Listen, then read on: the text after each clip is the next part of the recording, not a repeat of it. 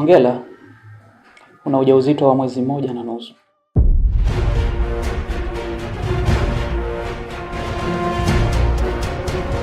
Wewe dokta, unasemaje? Ndio, tumekupima na vipimo vimeonyesha hivyo, una ujauzito wa mwezi 1.5. Mpe hongera baba watoto wako.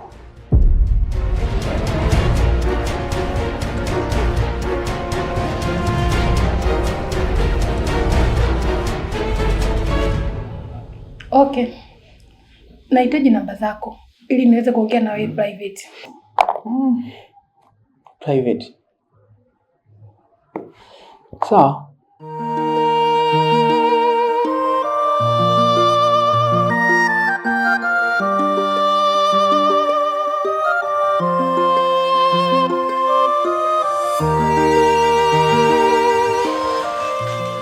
Lakini uzingatie muda wa kujipigia.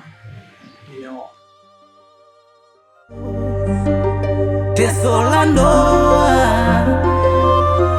teso la ndoa, teso la... Unajua, najiuliza maswali ambayo sina majibu yake. Najiuliza kwamba kama wewe ulikuwa ni ndugu yake, kwa nini asingekupata nafasi ya kujitambulisha kwangu? Dadangu ni mtu aliyejawa na roho mbaya pamoja na tamaa. Sawa, lakini kwa nini ukubali kuishi kwenye nyumba dada yako kama mfanyakazi? Sikuwa na jinsi. Dada alikuja kijijini kwa lengo la kuja kunichukua kama mdogo wake, kwa ajili ya kuja kukaa na mimi kwa kisingizio cha kuwa yeye ni mpweke. Lakini baada ya kufika huku alibadilisha mawazo na kunifanya mimi dada yake wa kazi. Pole sana Shura kwa majaribu yote uliyopitia. Dada yako ananifanya nijute kabisa kuja katika hii ndoa. Usiseme hivyo shemeji. Hayo ni majaribu ya Mungu tu. Hivyo siku atapita na kila kitu kitakuwa sawa. Natamani iwe hivyo.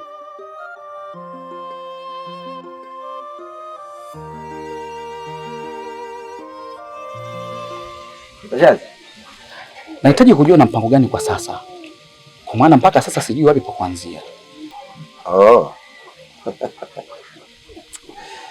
Kabla sija kujibu swali lako, naomba kwanza Shura kidogo pembeni kaongee naye.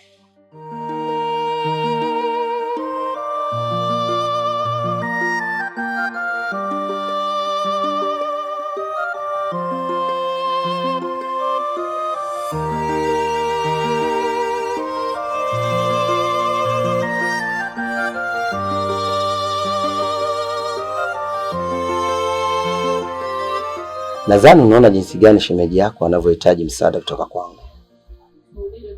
Hivyo basi, sipo tayari kuendelea kutoa msaada kama hautonikubalia ombi langu. Unajua Shura, wewe ni msichana mzuri sana. Hakuna mwanamume yoyote anaweza karuka kwako. Pindi lingi hapo jua la saa 1 na saa 12, basi uzuri wako wago unajidhihirisha ndani ya macho yangu. Niseme tu, pamoja na elimu nilionayo na akili kwako, wewe ni mzuri. Hivyo basi, omba unikubalie ombi langu ili niendelee kutoa msaada kwa shemeji yako pamoja na kwako mwenyewe.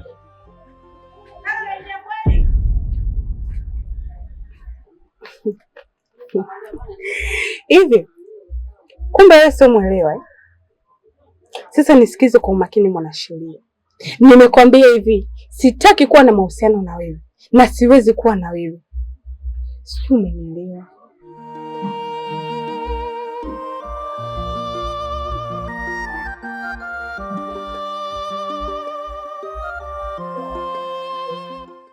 Oh. Nilikuwa niko tayari kuwasaidia mpaka mwisho wa tone langu la damu. Lakini kwa sasa inaonyesha muhitaji msaada. Siwezi kuendelea kukusaidieni tena.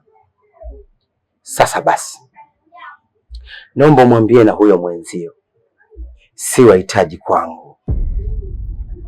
Sasa basi, natoka. Nitakaporudi sihitaji hata nikute chembe chembe za Shura wala za Mr. Chazi ndani. aheri nikute umebaki panya.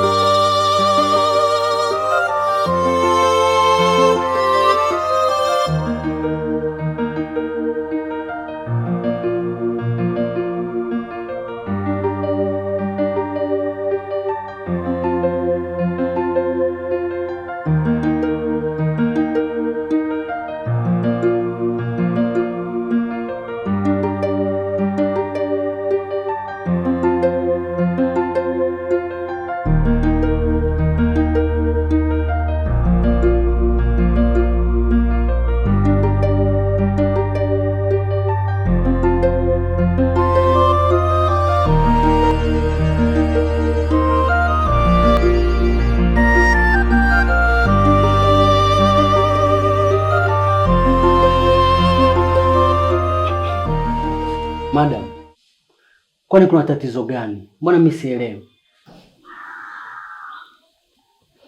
Nina kiu sana.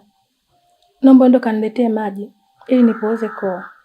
Lakini madam, kama kuna tatizo ni bora ungenishirikisha. Labda naweza nikakusaidia hata kwa mawazo tu. Nimekwambia nina kiu. Kaniletee maji haraka. Sawa madam.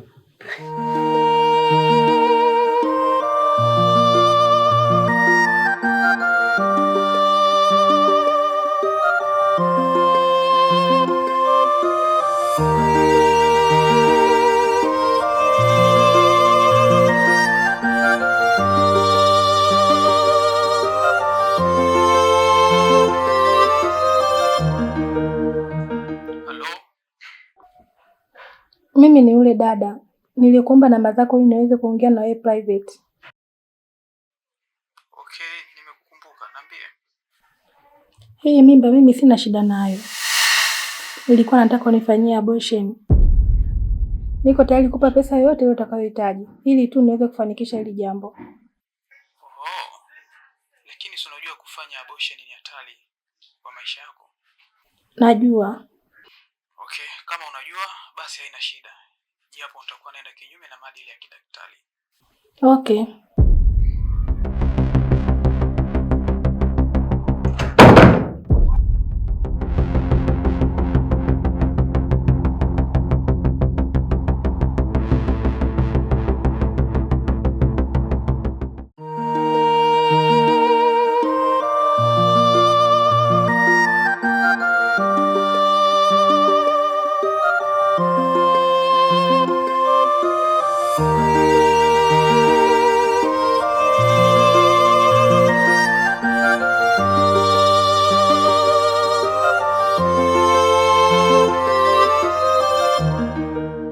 Madam, kwa nini unataka kutoa hii mimba?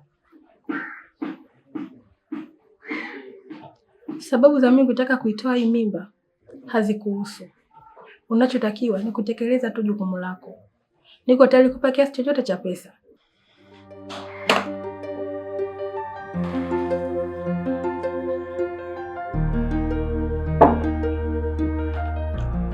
Unajua nimekuuliza hivi kwa sababu moja. Wako wenzako wanafika pale hospitali wakitamani kupata angalau japo mtoto mmoja tu. Ila wewe Mwenyezi Mungu amekujalia umepata mimba unataka uitoe. Anyway, kwa swala la mimi kujua sababu halinihusu, basi nami nimekuja na vidonge ambavyo utavimeza ndani ya masaa 24 tu. Itakuwa imetoka na utakuwa sawa kabisa. Sipendi mambo ya kubahatisha. Una uhakika na dawa zako? Uhakika ninao. Alafu wewe sio mtu wa kwanza. Mimi hizi ndo shughuli zangu. Kwa hiyo usiwe na wasiwasi, kuwa na amani. Sawa, nipatie. Madam, hili ni swala la hatari ujue. Kwa hiyo mimi niko tayari kukupatia. Lakini kama yalivyokuwa makubaliano yetu, nipe, nikupe.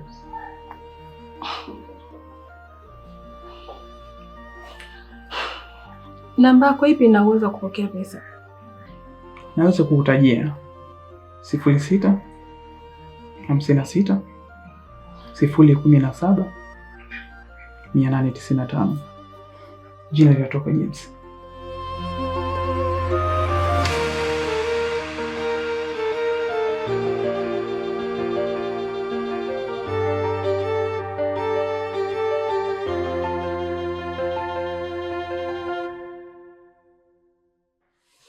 Unaweza ukatazame kwenye simu yako. Oh, ndio hii message inasikia. Itakuwa.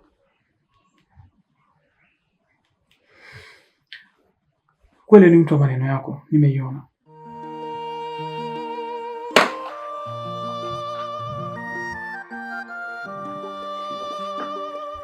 Kikubwa uzingatia maelekezo ambayo yalikuwepo humo, nimekwisha kuandika. Nafikiri mambo yote yatakuwa sawa.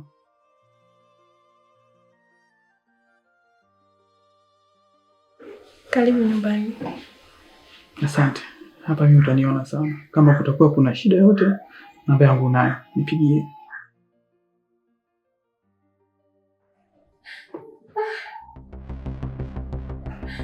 Mama. Mama.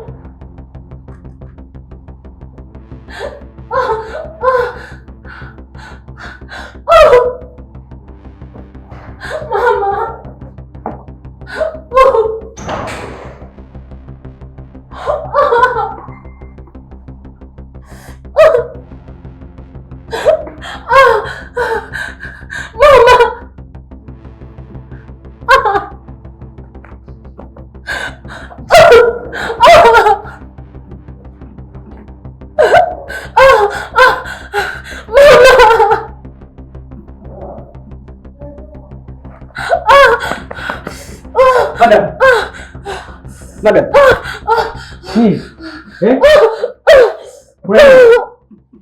Madam.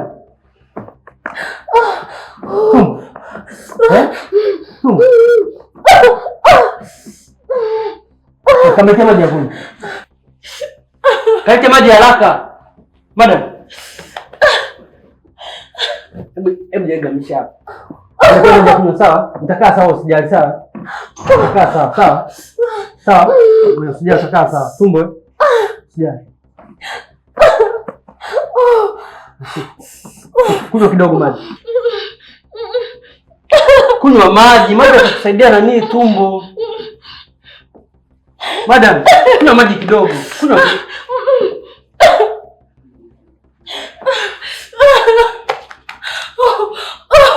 Madam, sikia sasa. Ngoja nikachukue boda, nije nikupeleke hospitali, sawa? Unasikia? Ngoja nikachukue boda nikupeleke hospitali, sawa? Hebu muangalie.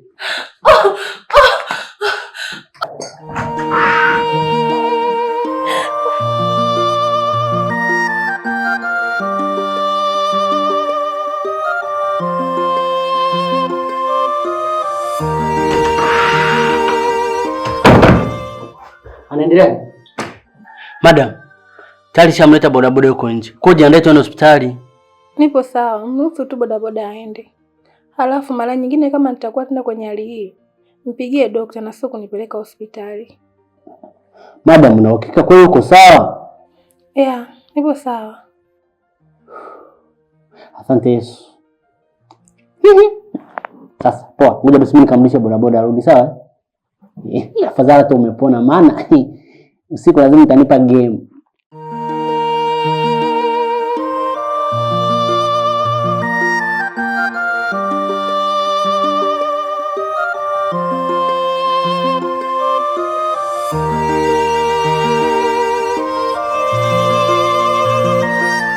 Una uhakika na maneno yako unayoongea?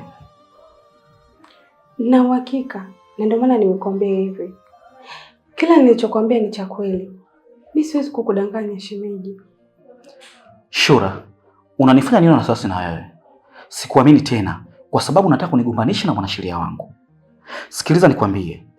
Kama lengo lako lilikuwa ni hilo, tambua kwamba umeshagonga mwamba. Shemeji, kwani unasema hivyo? Mimi nafanya hayo yote ni kwa ajili yako. Kwa sababu nakupenda. Upendo wangu mimi ndio unafanya mimi nifanye haya yote shemeji. Sikiliza nikwambie Shura. Kama mbali na mimi. Kama ulijaribu kunigombanisha mimi na mwanasheria, mtu pekee kama msaada kwangu, je, utashinda kuniwekea sumu kwenye chakula mimi nikafa?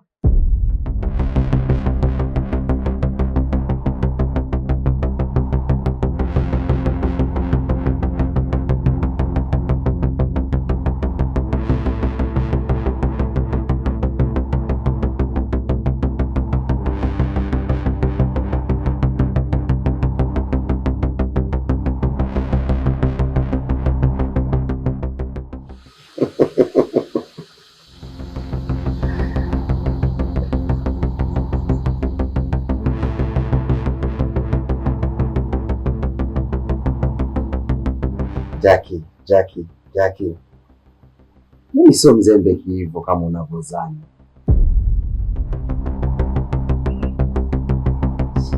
Suzi.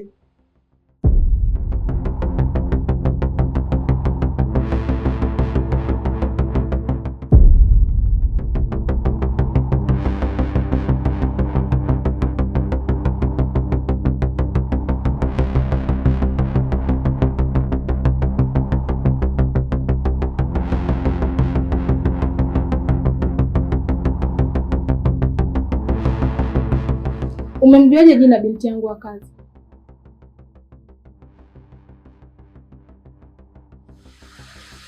Ni mpelelezi wangu, tena ni mpelelezi aliyotukuka kabisa.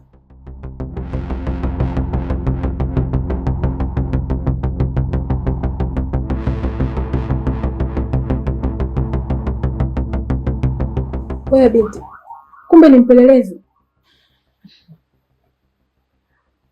Kwani ulikuwa hujui?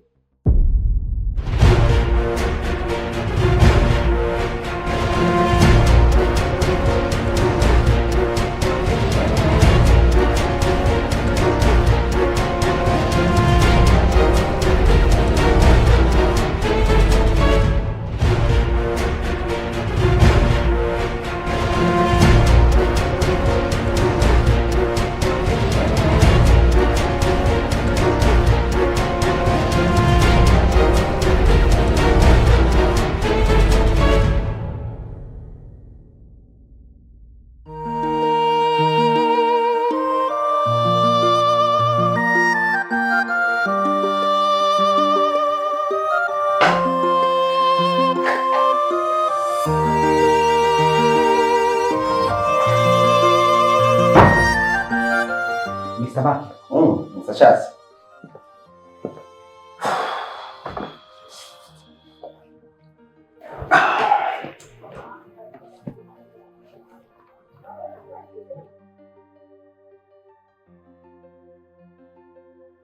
Naona umejipumzisha Mr. Charles. Mwili wangu bado haupo sawa.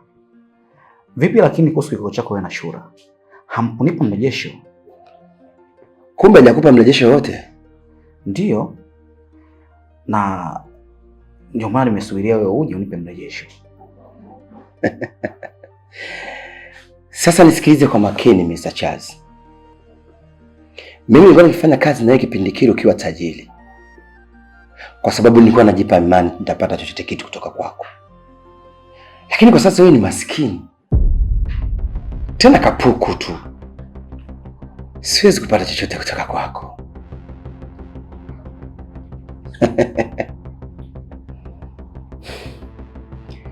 Unamaanisha nini mwanasheria? Unataka kujua namaanisha nini?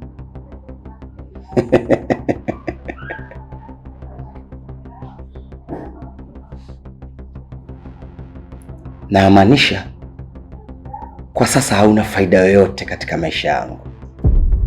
Sasa basi, nahitaji mtoke kwangu, na itanipendezesha zaidi nisiposikia hata harufu yenu ndani kwangu.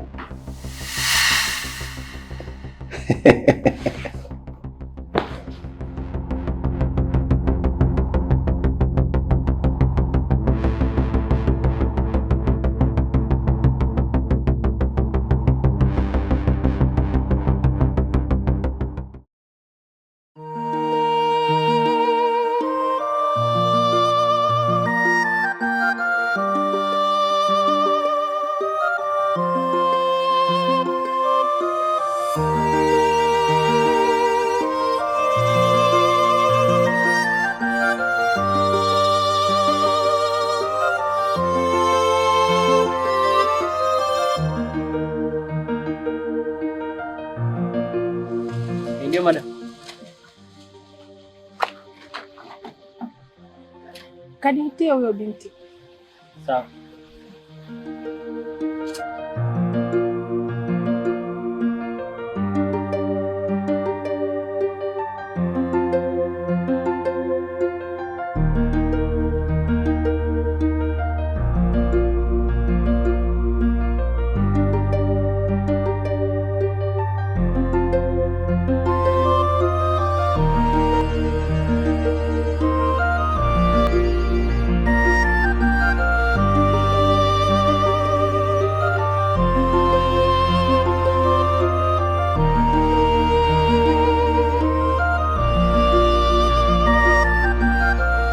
Nimekuja kusikiliza wito wako. Mdomo wako unatoa maneno machafu mno. Naomba ukinyamazishe. Sawa madam, nakusikiliza. Cha kwanza, sikuhitaji nyumbani kwangu. Cha pili, tangu uanze kunichunguza, umegundua nini? Je, mimi ni mzuri au ni mbaya? Nimegundua mengi sana. Na kuhusu wewe mbaya au mzuri, au ni mambo yako, mimi hayanihusu.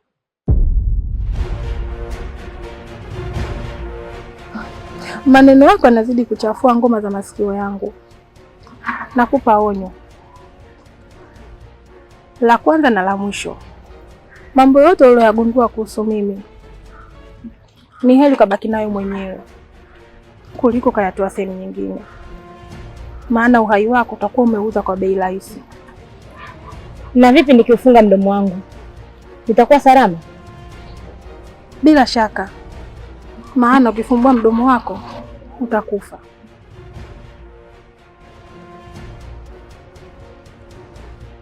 Kwa hili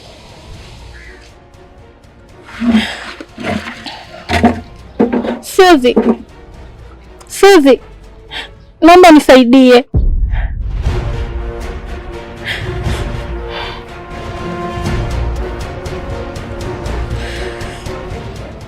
Oh, kumbe na msaada mkubwa sana kwako.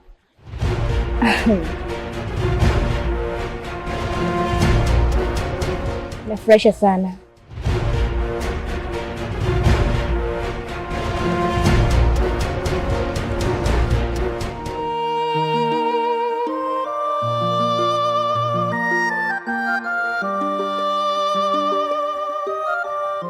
Hivi kumbe unaishi kwenye nyumba nzuri kidogo? Hii nyumba kama sio ngeni, kama nilishawahi kuja hapa. Unaishi na nani hapa? Naishi mwenyewe. Lakini kama nilivyokuambia hapo mwanzo, nilikuwa nikiishi na dada yako wa kazi. Na hivi hapa karibuni nilimleta Mr. Charles. Sasa mpango wako ni upi? Maana wote ni maadui zangu. Na kama Shura na yeye atakuwa hai, anafahamu mengi kuhusu machafu yangu. Kwa hiyo hao wote ni maadui namba moja katika maisha ya utajiri wangu. Okay. Kwani wewe una mpango gani? Mpango wangu ulikuwa ni kumuua Shura. Lakini kwa sasa naona kuna haja ya kukachomoa kaloo kingine. Kivipi? Na maanisha inabidi Chazi naye auawe. Kwa sababu hataweza kukaa bila kufuatilia mali zake. Ni kweli. Mpango wetu wa mwanzo ulikuwa ni kufuatilia mali za Mr. Chazi. Lakini kwa sasa Chazi ni mdhaifu sana. Mdhaifu? Kivipi? Sumu uliyomwekea imesababisha kudhoofisha kabisa viungo vyake vya mwili. Hivyo kuna wakati mwingine vinashindwa kujikontrol. Kwa hiyo pointi yako ni ipi? Pointi yangu ni hapa. Kuna mtu akitoweka duniani, basi Chazi atakuwa hana nguvu tena. Pia ni adui yako namba moja. Na maanisha Shura. Kama tukifanikisha kumuua Shura, basi Chazi atakuwa hana nguvu tena. It's good idea.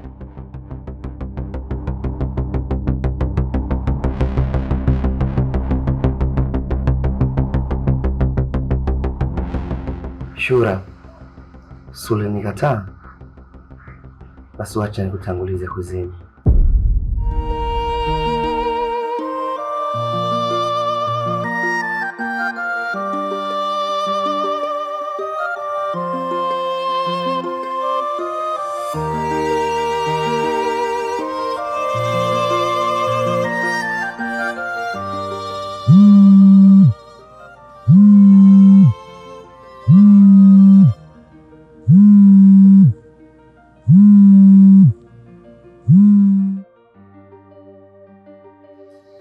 Halo madam. Unamjua yule mume wangu? Mume wako ni mtu maarufu sana, hivyo namfahamu vizuri. Nahitaji auawe. Pia yuko pamoja na yule binti Shura. Baada ya muda mchache nahitaji kupata taarifa ya kifo chao. Nitakuongezea dau. Sawa madam, utafanya kazi yako vizuri sana.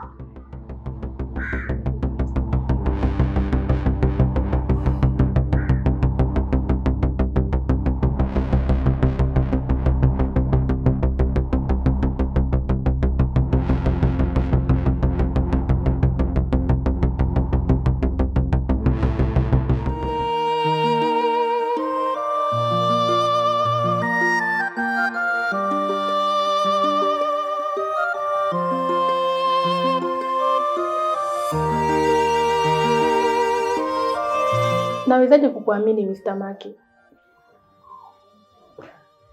Kuhusu kuniamini, hiyo ni juu yako, lakini tayari nimeshakuwa mwanasheria wako. Je, unaweza ukanipa chochote ninachokitaka kama ulivyoniahidi? Kwenye kumbukumbu zangu sikumbuki kama nilishawahi kusema kitu kama hiko. Kuna siku ulinipigia simu. Mpaka sasa imefikia 90% ya mpango wangu. Ninachohitaji si kampuni tu, bali nahitaji mali zote ziingie mikononi mwangu. Bila wewe mimi siwezi, kwa sababu wewe ni mwanasheria wake. Nipo tayari kukupa chochote kile utakachohitaji, ili tu niweze kufanikisha mpango wangu.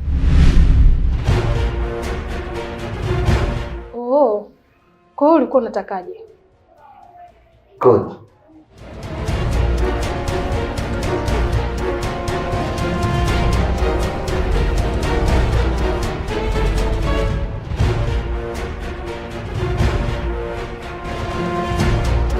Nilikuwa nakutaka wewe.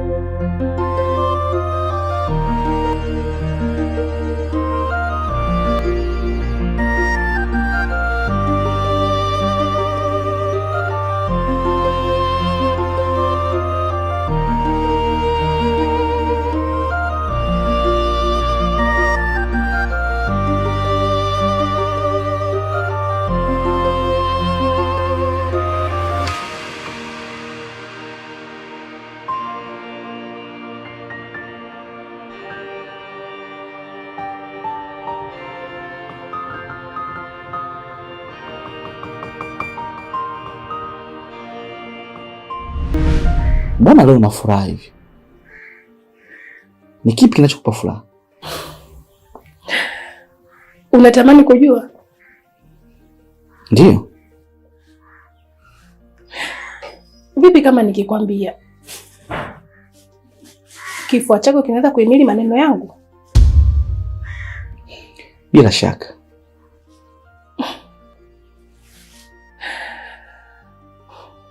Mdomo wangu hauna uwezo wa kufikisha maneno kwa uzito. Hivyo subiri ujionee kwa macho yako.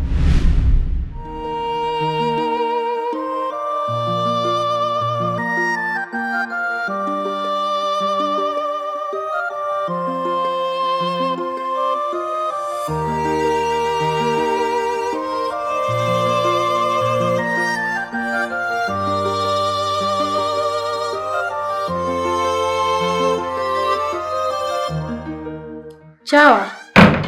Yes, madam.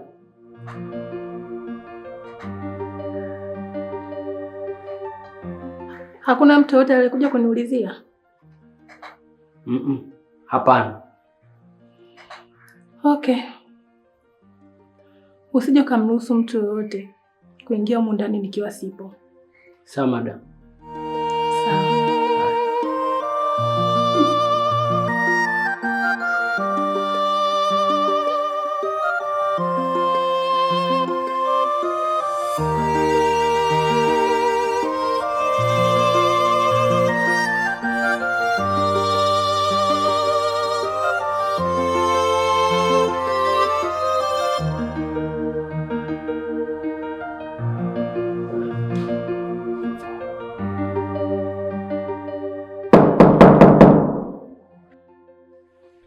Niambie Chawa.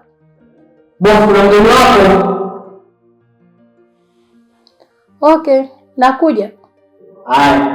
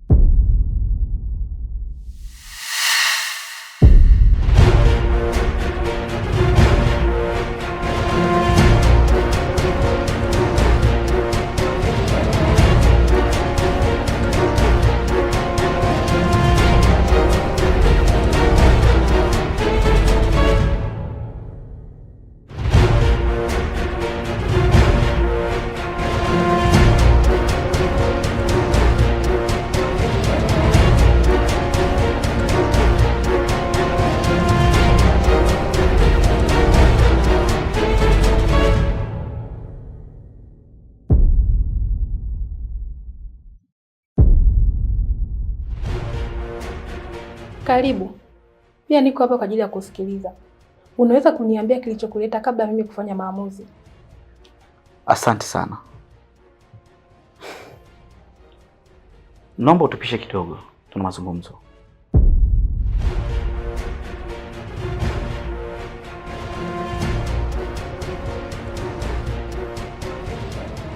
Kwanza samahani sana wakuja tena katika upeo wa macho yako kwa mara nyingine.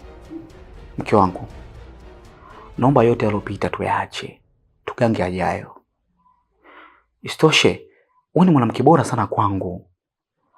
Na mke wangu, wewe hukua hivi. Ni mwanamke ambaye mwenye roho nzuri. Najua haya yote yaliyotokea mke wangu ni shetani tu alikupitia. Naomba tugange yajayo. Rudisha moyo nyuma. Yaliyopita yamepita. Naomba rudisha moyo nyuma. Mimi nipo tayari kusamehe kila kitu.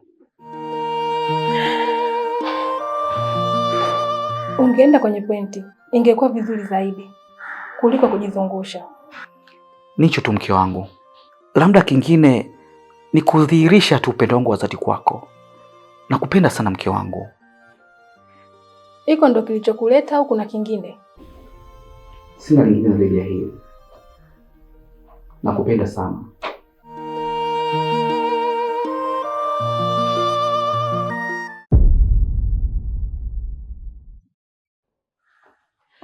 Mke wangu. Mke wangu. Una nini wewe?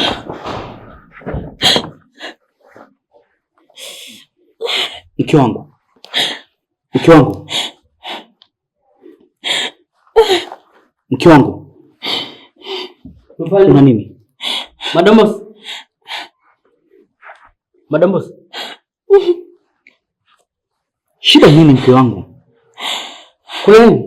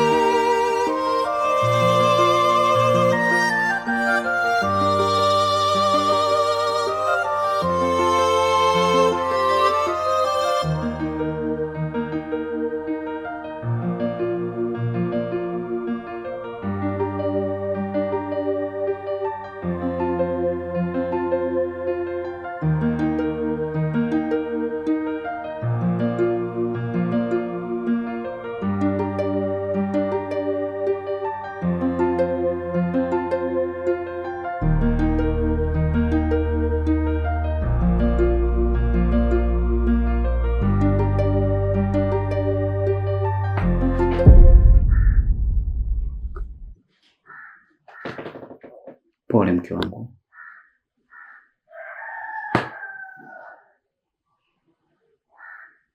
Naomba mtoke nje. Sumpo toke nje, toka.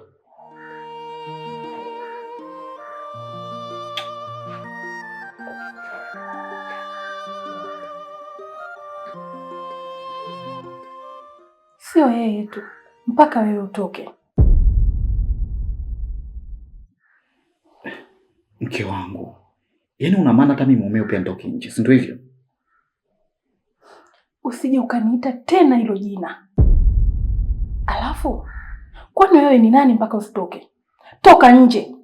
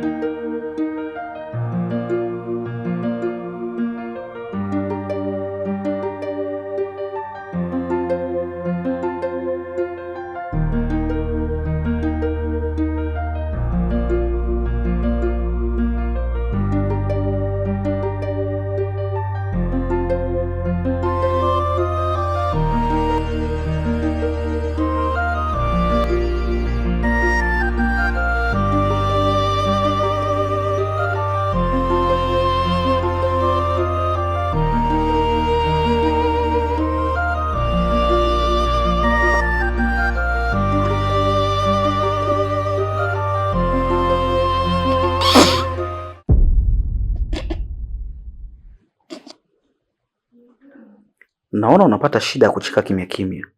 Unaweza ukaniambia unacheka nini?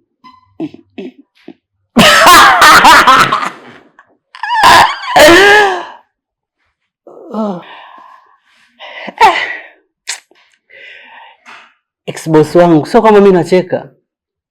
Nafikiri mimi nacheka? Mimi sicheki. Hala hala dia ex. Jamani. Wengine wana max mademu na wanaume, mimi na mabosi ma ex. Nafikiri bosi kwamba mimi hata wanafikiri kwamba mimi nakucheka wewe. Hata mimi nina mambo yangu tu ambayo nayawaza. Ila maisha haya, yaani maisha haya ni kama gwaride. Ukisikia mbele geuka. Wa mwisho anakuwa wa kwanza anakuwa wa mwisho. Ile yule katikati anabaki kuwa pale pale katikati. Bora mimi jipakie kuwa katikati. Haya mambo ya kuja kuwa boss wa historia mimi siyataki.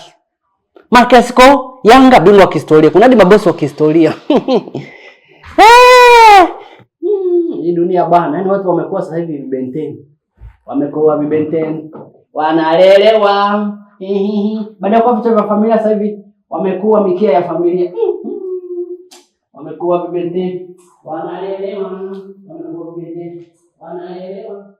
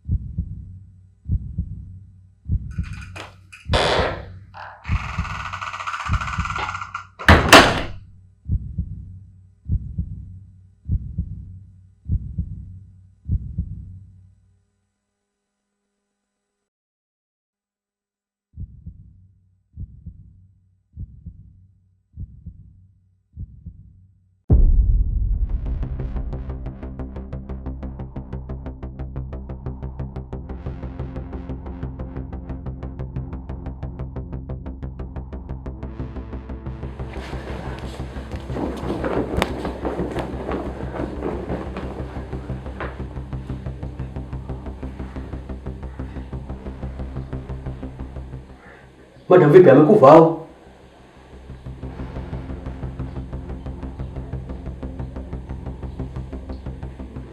Mtoe nje hii nyumba. Ha. Yaani madam, unaona mimi nina kilo 12. Bosi ana kilo 250. Alafu mimi ni mdogo. Nitamweza kweli? Nimekwambia mtoe nje hii nyumba. Usikii au? Sawa madam.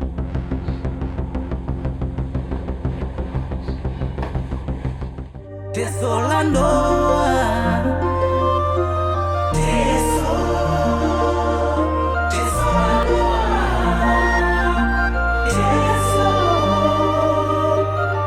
la ndoa. Leo ni usiku wa pili toka tuingia katika ndoa yetu. Hivyo basi, nafurahia sana uwepo wako. Kwani ndio mwanamke pekee uliochaguliwa na moyo wangu. Na naamini utakuwa mwanamke sahihi sana katika maisha yangu. Naamini hivyo. Nitafurahi sana. Alafu nina nyumba mbili, nina nyumba kubwa na nina nyumba ndogo. Tuko hapa kwa muda mchache tu. Muda ukifika tunakuishi katika nyumba kubwa. Sawa.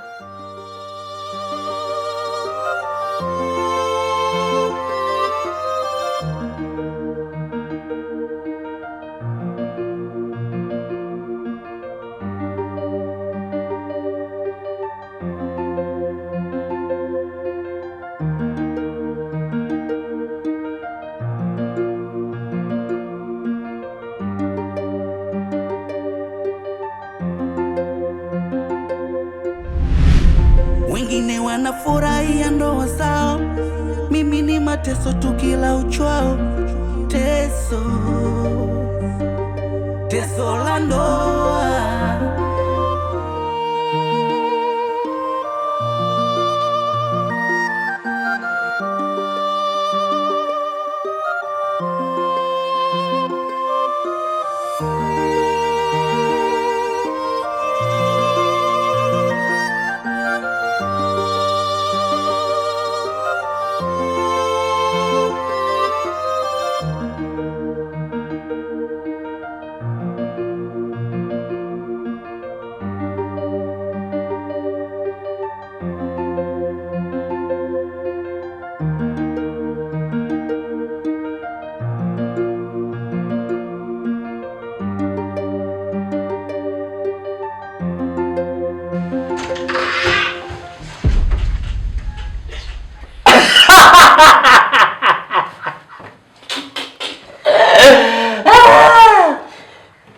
Vipi boss? Ni aje mshua? Umeangukaje hapo? Unacheka nini sasa? Kwa sababu mimi nakumbuka mara ya mwisho nilikuwa nimelala ndani. Iweje leo niko hapa fikisha nifungutu mlango nimeanguka mpaka hapa chini. Unacheza mchezo eh? Mimi sijui chochote boss. Sielewi chochote kabisa. Chawa!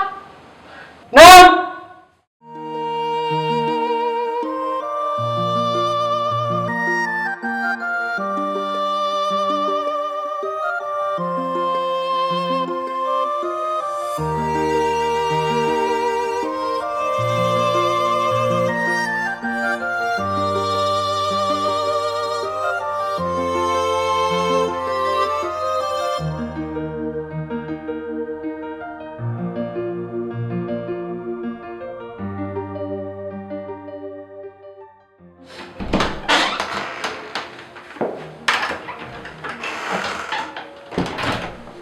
Yes boss. Niandalie nguo za kuvaa, naenda kuoga. Nimekwambia niandalie nguo za kuvaa, naenda kuoga. Kipi uelewi? Sawa.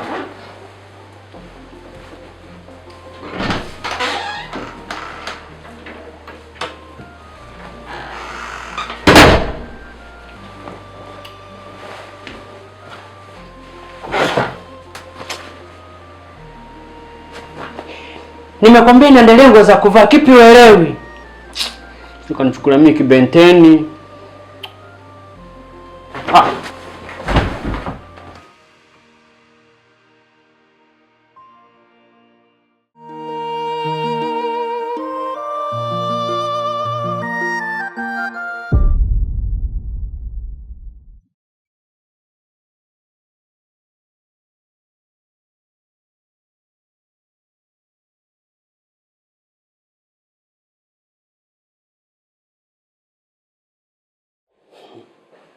Anawezaje kukalia sofa langu huyu?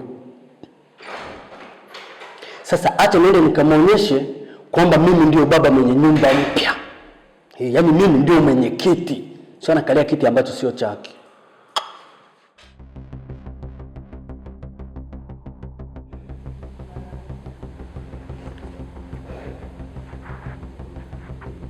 Wewe. Chawa vipi? Umepata ujasiri wapi wa kukalia kiti cha baba mwenye nyumba? Chawa. Mbona sasa hivi sikuelewi? Una tatizo gani? Utajua mwenyewe. Kama unielewi nenda Google ukanigugle, utapata details zangu. Mimi ninachokuomba kwamba toka kwenye kiti changu. Kwa hiyo ina maana umekosa viti vyote vya kukaa ni ile sofa, si ndio hivyo? Sikiliza nikwambie. Sina muda mchafu wa kubishana na bosi wa historia na kumjajuka kwenye kiti changu. Unatoka utoki?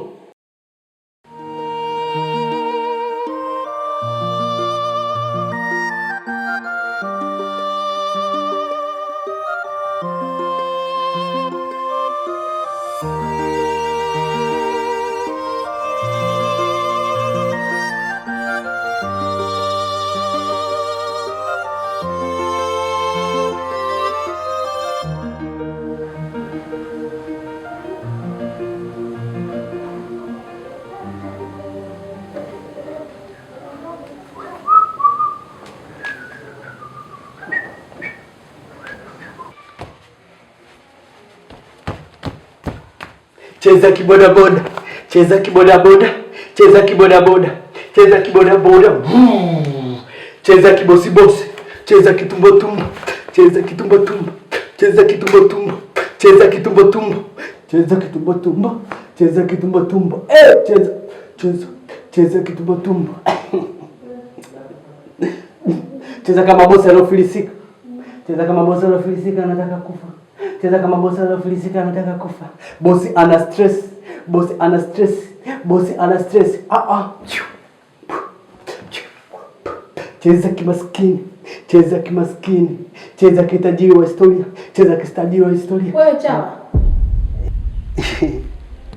Madam. Unafanya nini? Yaani madam, mimi nimetoka zangu chumbani nilikuwa naelekea nje.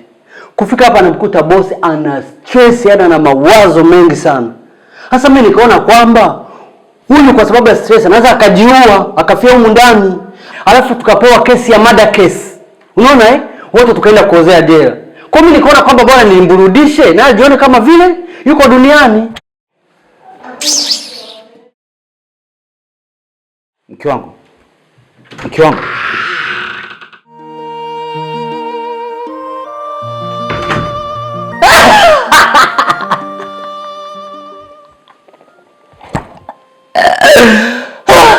Jamani, nisije nikacheka sana nikatapika utumbo. Unawashwa Mimi nawashwa Unautaka Wewe ndio unashobo unamshobokea mwanamke ambaye kutaka kunamuita wife. Unautaka nini? Huyu mimi atanipa kesi.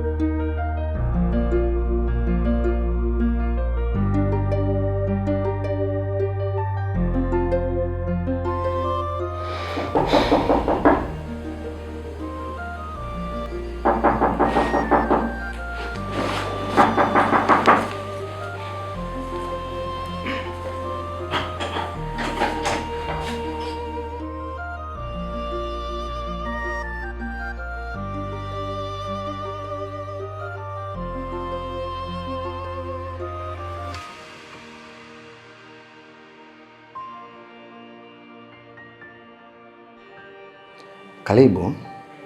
Asante. Habari za hapa? Salama. Vipi?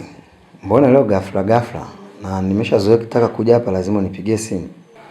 Ni kweli, ni kwa sababu kuna dharura na ndio maana sija kupigia simu. Nikaona nije tu. Kuna jambo nataka tujadili kidogo. Ni jambo gani hilo? Na linahusiana nini? Ni kuhusu Chazi. Usiku wa jana Chazi amekuja nyumbani. Na mpaka muda huu nimemwacha. Lengo la kuja anadai yuko tayari kusamehe kila kitu. Ila amani tu ipo baina yetu. Anamaanisha tuendelee kuwa mke na mume. Na anadai kila kitu kitabaki kwa chini yangu na hatafuatilia chochote. Ni jambo ngumu sana kulifanya. Lakini kwa Mr. Chazi anaweza kulifanya. Kwa sababu hana kampani yoyote ya kumsaidia chochote ili kurudisha mali zake. Sasa ushauri wako ni upi? Kubali kuwa naye. Kwa sababu ukiwa karibu naye, kila hatua yake atakayepiga utakuwa unaiona. Ila tu usiruhusu akatoka nje ya nyumba yako hata mara moja. Na pia usimkubali akatumia simu hata kwa bahati mbaya. Sijui umenielewa?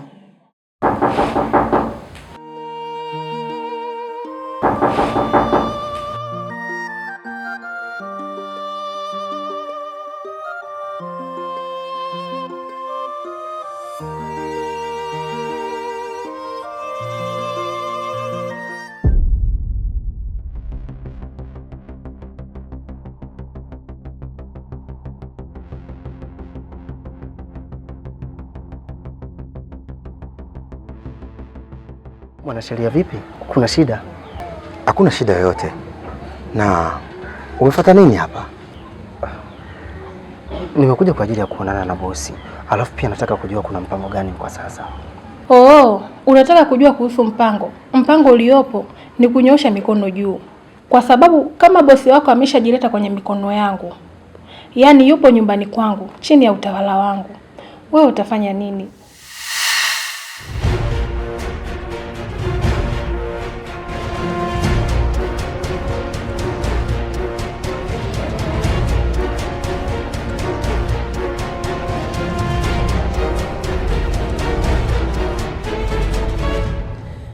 Na wewe ndo kijana unaitwa Prince. Nimesikia sifa zako kuwa ni kijana mchapakazi sana na ni mwaminifu. Hivyo nakukaribisha kwenye timu yangu. Mwanasheria, tuna mengi ya kuzungumza. Njoo tuendelee na kikao chetu wakati tunampa muda wa kufikiria. Hatuna mpango.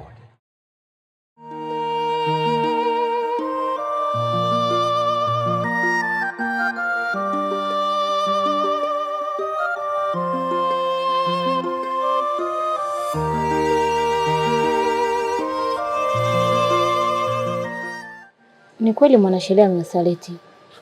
Siku aliongana na madam ndo siku ambayo nilitolewa ndani ya ile nyumba. Kisha ukaniambia nikae mbali na ile nyumba. Basi toka siku hiyo sikujisikia kitu chochote. Sawa, hayo yote mimi nayafahamu, lakini kwa sasa bosi amerudi pale ndani na sijajua na mpango gani. Kwa hiyo ulikuwa unataka kufanya nini? Nahitaji kuongea na bosi. Hivi unahisi kuingia mule ndani ni rahisi kama unavyodhani? Najua sio rahisi, lakini nahitaji msaada wako mpaka mwisho ili mradi kuikamilisha hii plan. Mimi nipate nafasi ya kuingia pale ndani na niongee na bosi. Plan gani tena?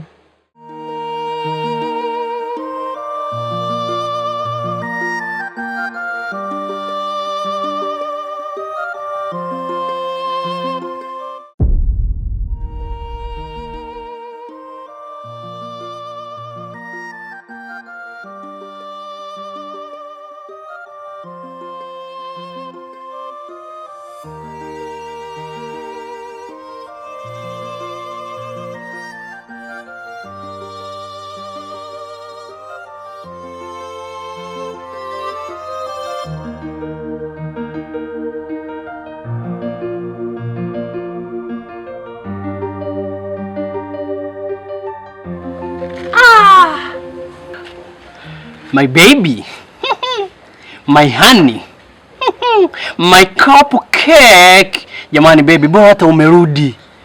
Maana mimi nakwambia toka uondoke. Usiku silali. Eti usiku silali. Hapo nitakuwa nakudanganya. Usiku ninalala ila sipati usingizi. Hata nikipata usingizi ndoto zote nakuota wewe baby wangu. Bora hata umerudi baby wangu jamani.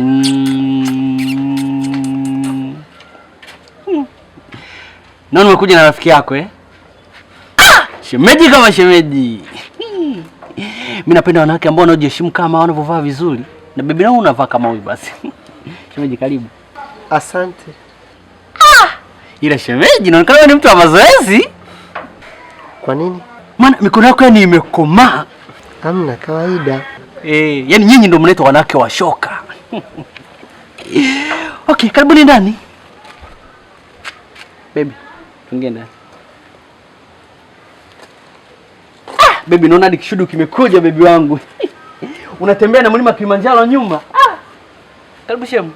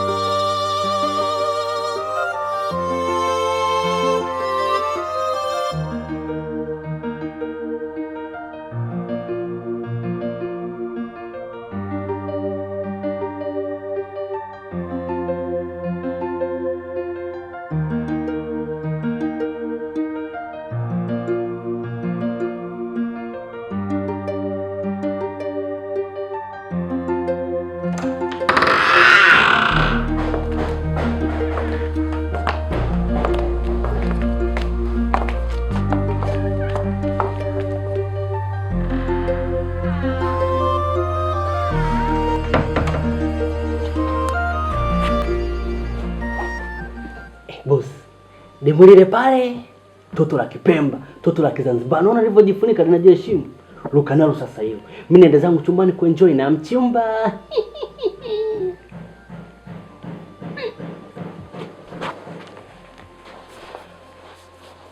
Shem, karibu Asante. Yule pale boss wangu, mshikaji wangu. Hebu nenda kupiga naye story basi. Sawa. Sisi tunaenda zetu chumbani. Naenda kuchambua mchele. Okay, baby tuzetu.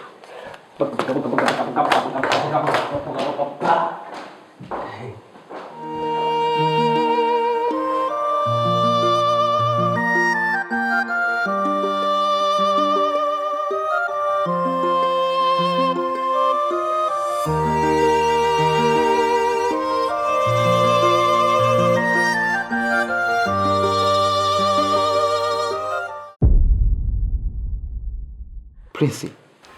Bosi, mbona hivyo? Ilibidi nifanye hivi ili mradi nipate nafasi ya kuingia humu ndani kuzungumza na wewe. Vipi, kuna tatizo? Tatizo lipo. Ninahitaji kujua na mpango gani kwa sasa. Na pia ndio hivyo mwanasheria ameshatusaliti.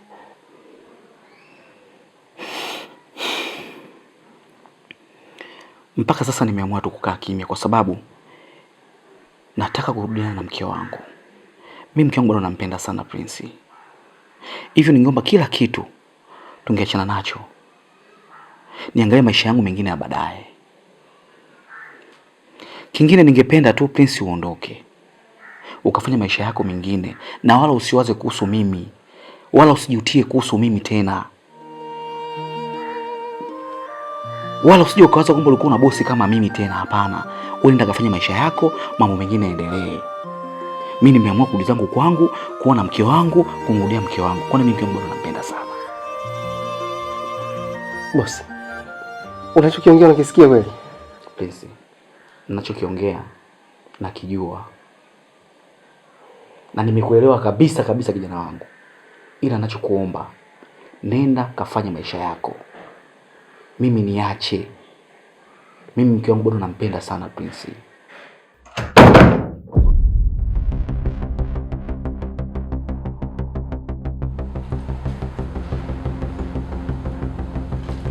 Kama baba. Kama baba, ngoja niongea na Tenesi kwa.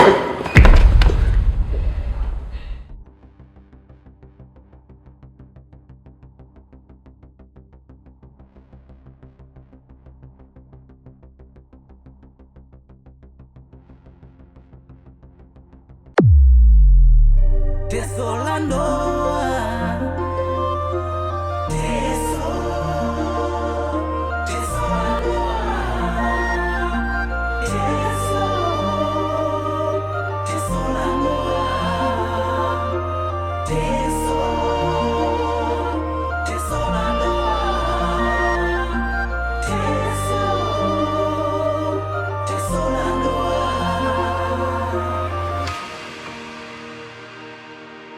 Hakika ndoa ina siri nzito.